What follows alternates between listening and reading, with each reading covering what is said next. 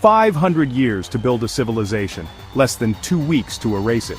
Baghdad was once the center of the world, a beacon of learning, art, and wealth. Its libraries held the knowledge of generations, its streets bustled with poets, merchants, and philosophers. They say the Tigris ran black with ink from books and red with the blood of its people. Both stories are true. The fall of Baghdad was a catastrophe so complete it's almost unimaginable. This is the story of the night an empire and a world of knowledge vanished in smoke and sorrow. For centuries, Baghdad was the heart of the Abbasid Caliphate, a light in a darkened world. Scholars gathered here, translating and preserving ancient wisdom, while markets overflowed with treasures from across continents. But even the greatest cities are fragile. How could a city that stood for half a millennium crumble so quickly? The answer: pride, politics, and a force of nature, the Mongols. The people of Baghdad felt safe behind their walls, blind to the storm gathering on the horizon. History isn't a steady march of progress. Baghdad's story is a warning of how quickly greatness can vanish. The silence that fell in February 1258 was more than the absence of sound. It was the end of an era. 1,000 years of stories were wiped from history, leaving a void that can never truly be filled. Baghdad's fall reminds us, everything we build can be lost in a moment. The city's fate was sealed not by time, but by a single shattering event. The world would never be the same. And the echoes of that night still haunt us today. The story of Baghdad's fall begins with a name that terrified the world: Genghis Khan. He united the Mongol tribes, unleashing a military power never seen before. His grandson, Hulagu Khan, was tasked with conquering Persia and the Abbasid Caliphate. Hulagu assembled the largest Mongol army ever, a mobile city of soldiers and siege experts. They crushed all resistance, including the legendary fortress of the assassins at Alamut. With each victory, their reputation grew, and fear spread ahead of them. Baghdad, once mighty, was now a golden shell, rich in culture, weak in defense. The Caliph ruled a shrinking territory with a small army, divided by internal conflict.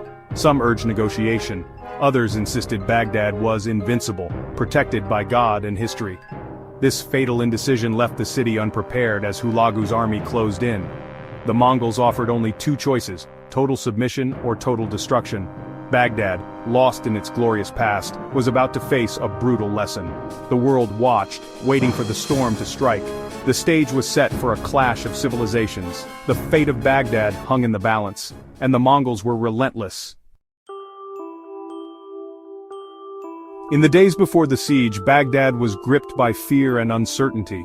Merchants whispered, mothers clung to their children, and all eyes turned to the city's massive walls. Some tried to flee, but for most, Baghdad was home, the only world they knew.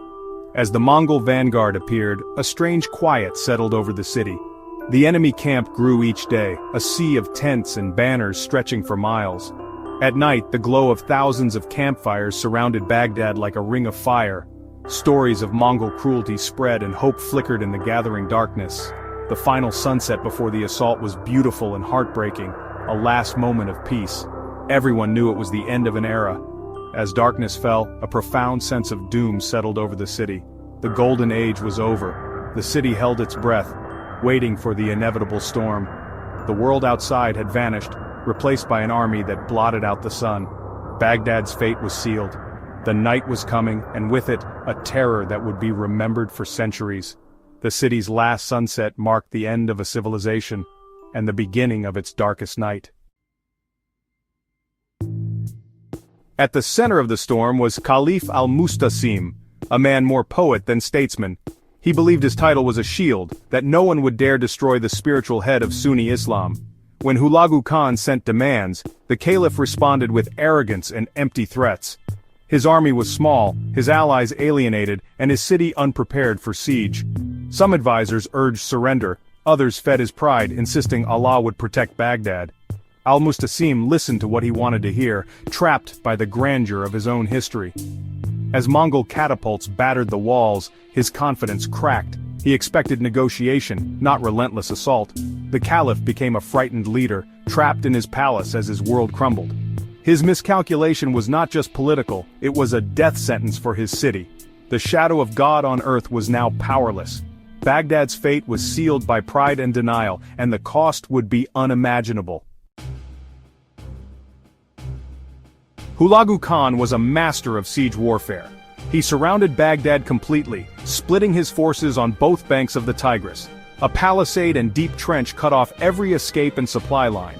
The city became an island, isolated and suffocating. The Mongols unleashed powerful trebuchets and early gunpowder weapons, battering the walls day and night. The defenders fought bravely, but they were outmatched and outgunned.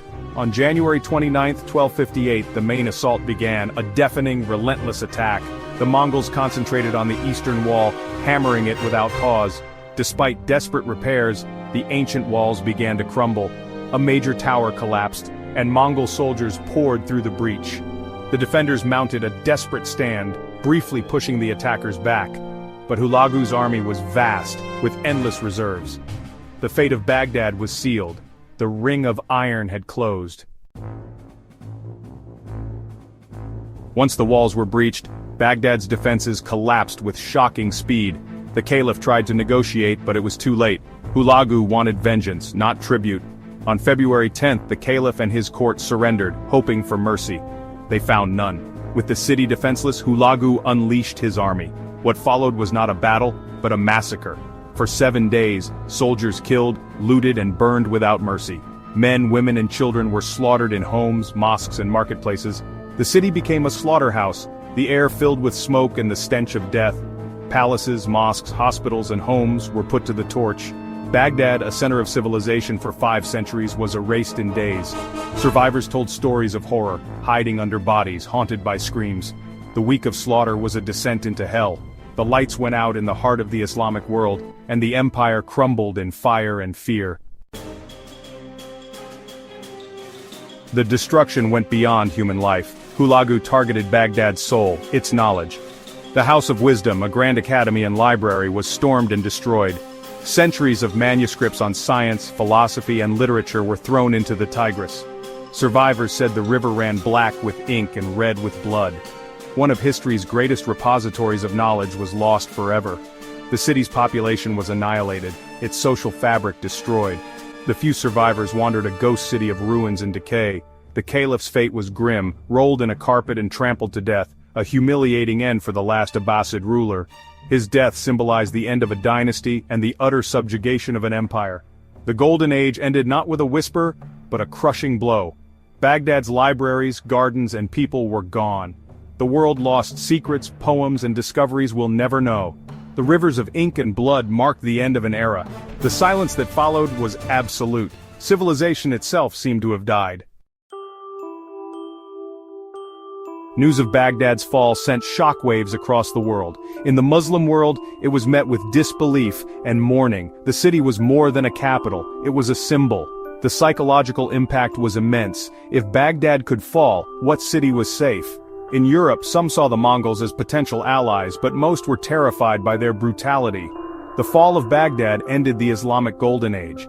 The intellectual center shifted to places like Cairo and Persia, but no city replaced Baghdad's role. The destruction of its libraries left a void in science and philosophy. Hulagu's campaign continued, but was halted at Ain Jalut by the Mamluks, a turning point that set the Mongol Empire's western limit. Cairo was spared, but Baghdad's loss could not be undone. The memory of the sacked city lingered for centuries, a scar on the world's consciousness. The creative and intellectual energy that defined Baghdad was extinguished. The world had changed forever. The echoes of that loss still shape us today. Baghdad's fall was a warning and a tragedy. Its story endures as a testament to the destructive power of conquest. The fall of Baghdad is a humbling lesson. No empire is eternal, no city indestructible. History is fragile. Centuries of achievement can vanish in days. The ruins of Baghdad remind us of the dangers of pride and the tragedy of lost knowledge. We study these events not to dwell on horror, but to understand the forces that shape our world. Today, Baghdad is a modern city, rebuilt many times, but the ghosts of the past remain.